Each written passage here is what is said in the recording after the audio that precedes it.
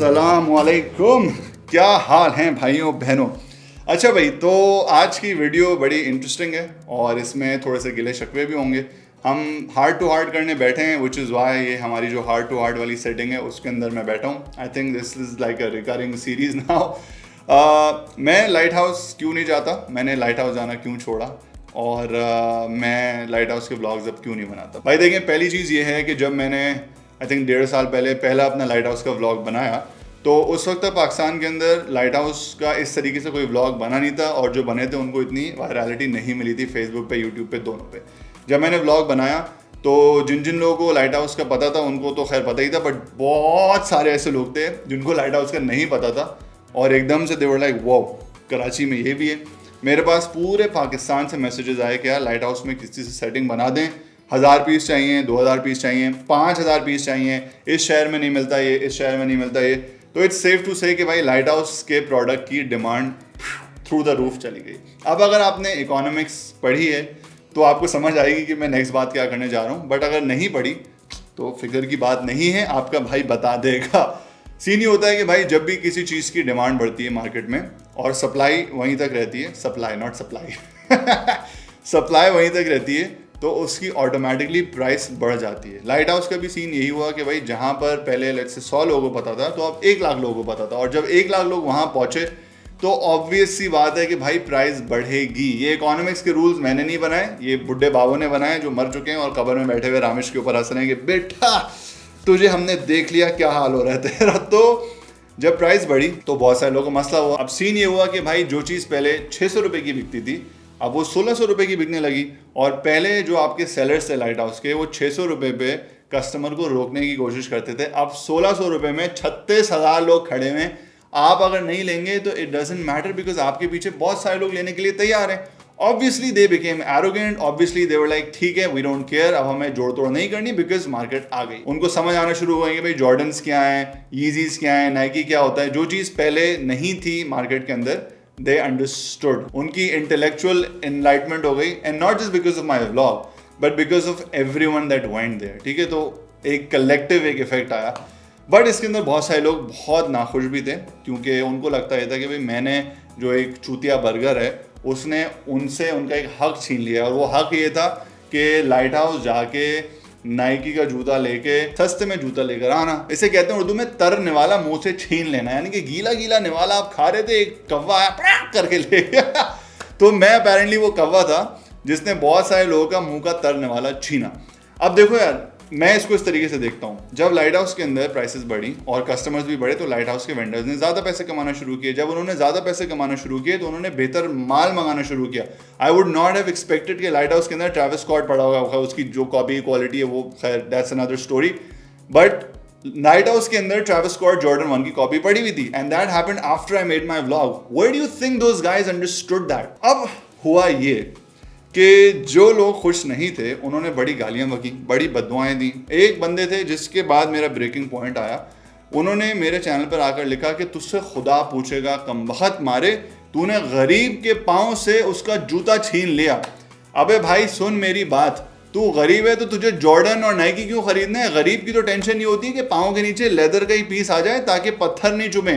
खुदा का खौफ आपको करना चाहिए कि आप गरीब नहीं हैं, आपको शुक्र करना चाहिए अल्लाह का कि आप गरीब नहीं हैं और आपने गुर्बत देखी नहीं और अल्लाह आपको गुर्बत ना दिखाए। जब मैंने ऑनेस्टली ये सुना ना, जब मैंने बहुत सारे मेरे को मीम्स बने, बहुत सारे लोगों ने बड़ी सारी बुरी वाली बातें बोली, आई रियलाइज वन थिंग। देखो नॉर्मली मुझे फर्क नहीं पड़ता, but I realise something, and that was कि यार देखो जिन लोगों को मैं सिखाने की कोशिश कर रहा हूँ ना, उनको घंटा कोई फर्क नहीं पड़ता कि स्नीकर कल्चर क्या है, जॉर्डन्स क्या है, अच्छा कैसा लगना है, अच्छा कैसा दिखना है, महंगा जूता क्या होता है, सस्ता जूता क्या होता है, उन्हें फर्क नहीं पड़ना। उन्हें जाके वही करना है कि भाई 2 रुपए की चीज़ है 1.5 रुपए में दे दो तो अभी कैश दे देता हूँ मैंने बोला यार ठीक है, स्क्रू दैट, मुझे ऐसे लोगों के लिए कंटेंट बनाना ही नहीं है। मैं क्यों इस फटीक में पढ़ूं कि इन लोगों का स्टाइल बेहतर हो, इन लोगों का गेम बेहतर हो, इनको बेहतर जूतों के बारे में पता चलना शुरू हो। तो मैंने बोला यार इन लोगों पे फालतू में इतना टाइम और इतनी एफर्ट और इतना कंटेंट ज़ाया करने का क्या फ़ायदा।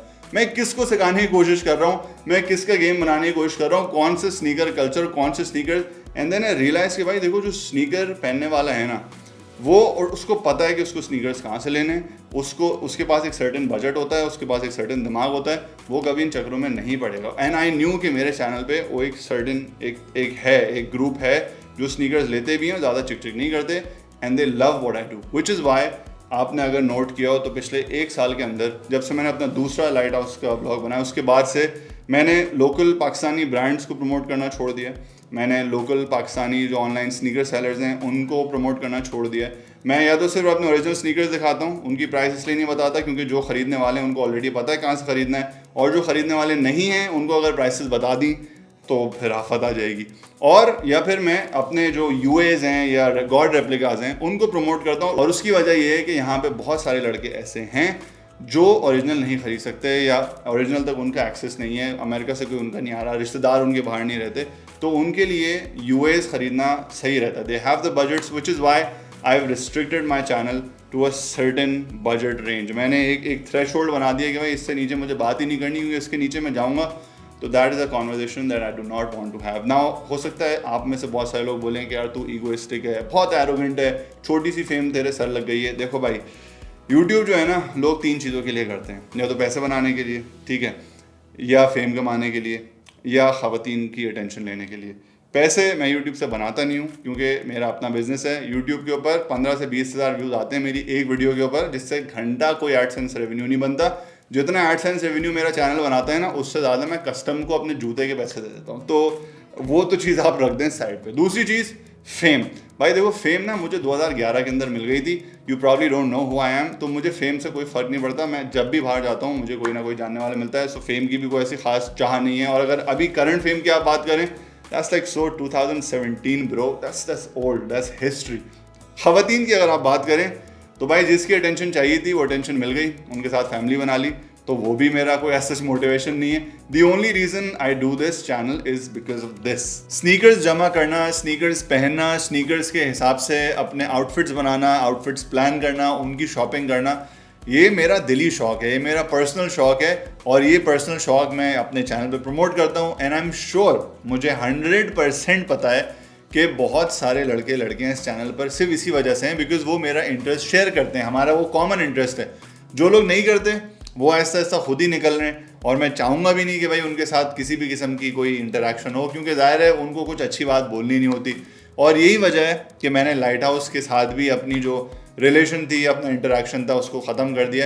And I know it's very unfortunate, क्योंकि आपको अंदाज़ा नहीं है कि मैं लाइट हाउस से कितना ज़बरदस्त किस्म का कंटेंट बना सकता हूँ। मगर भाई मसला यही है कि वो कंटेंट मैं बनाऊँ किसके लिए, जिसके लिए बनाना चाह रहा हूँ उसको वो कंटेंट देखना नहीं है। उस कंटेंट की वजह से जो मार्केट का लेवल ऊपर होना है, उन लोगों को वो बर्दाश्त नहीं है।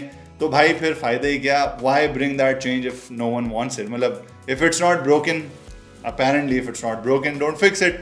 तो भाई मैंने फ़ैसला ये किया 1 साल पहले कि मुझे किसी के भी ऐसे बंदे के साथ जो है वो रीज़न करने की ज़रूरत नहीं है। I don't want to fix their style, I don't want to fix their mindset. भाई जिसको जो लेना है वो ले। छोटी सी इंडस्ट्री रह जाएगी, छोटा सा कल्चर रह जाएगा, छोटी सी कम्युनिटी रह जाएगी, बट एज लॉन्ग एज हम लोग एक दूसरे के साथ आपस में सपोर्टिव हैं, आई थिंक दैट्स ग्रेट। कौन सा यार हम लोगों को जो है वो दुनिया के अंदर नाम रोशन करने के, पाकिस्तान के स्नीकर कल्चर जिस दिन होना होगा वो भी हो जाएगा। हो सकता है हमारे बच्चे जो है वो कर लें। खैर, तो that's the reason I stop going to light house. I hope कि आप लोगों को मेरी साइड ऑफ द स्टोरी समझ आ गई हो। नहीं कर सके तो कोई मसला नहीं है, 2-4 आप गालियाँ देंगे, आपकी नेकियाँ मेरी ठक से झोली में आके गिरेंगी, और फिर ऊपर जाके मैं आपको हलक से पकड़ लूँगा कि ब्रो क्या बोला था आपने वो इतने सदियों पहले। तो प्लीज़ यार अपना ख्याल रखें, आपस में जो है वो इतनी नफरत ना फैलाएं, मुझे फजूल में गालियाँ नहीं दें, मुझे कुछ पढ़ने नहीं वाला, आपकी नेकियाँ जा रही हैं, और you know just keep collecting. अल्लाह हाफ़िज़।